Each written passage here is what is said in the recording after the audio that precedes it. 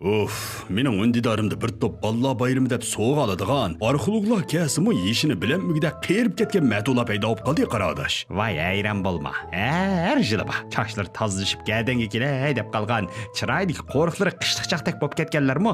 Hecelanmay men bir güdek bala, sabi bala man honba biringla devassa. Hozirgi bir normallashib qopti shumi? Boshlang'ishning baldiri oshiq mashq bayrami o'tkazib, o'rta maktab baldiri bo'ytaqla bayramini o'tkazib ketdi. Shunga bizda qiyirlarga balla bayramini qilib qolgan o'xshaydi.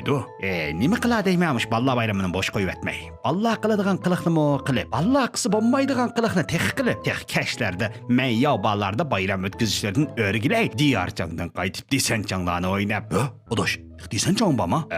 Sabi bal ekansa adish. Shuni degina odosh. Men yana sodda ekanmanmi? Oldingi yil balla bayramida 30 yoshlar qarisidagi sabi, sodda, nadon kichik qiz menga bugun mening balla bayramimni o'tkazib bersangiz, 2 haftadan keyin otlar bayramingizni o'tkazib berma deydi, qara. Viyo, sen nima deding? O, sarağımsan men, unutmadım. Baka-bakada o kızın dadısı olap, okuş pulunu men söylemdim.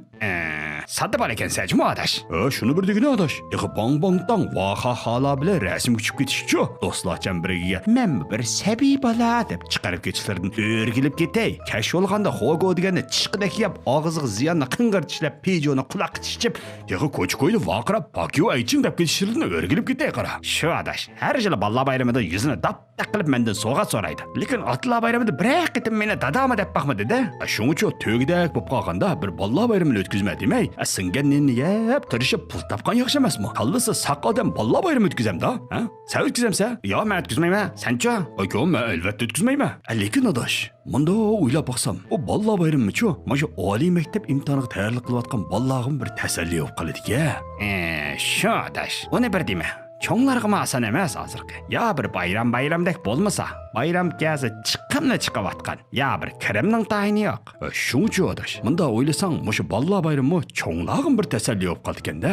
Mush kuniga kelganda o'zimizning burunmi bir sabibali ishkanligimizni, dunyoga go'zal orzu-armonlar bilan qarg'an vaqtlarimizni, eng muhimi shuki, ota-onamizning bizni akiltishlarini esimizga olamiz emasmi? Bunda desang adash.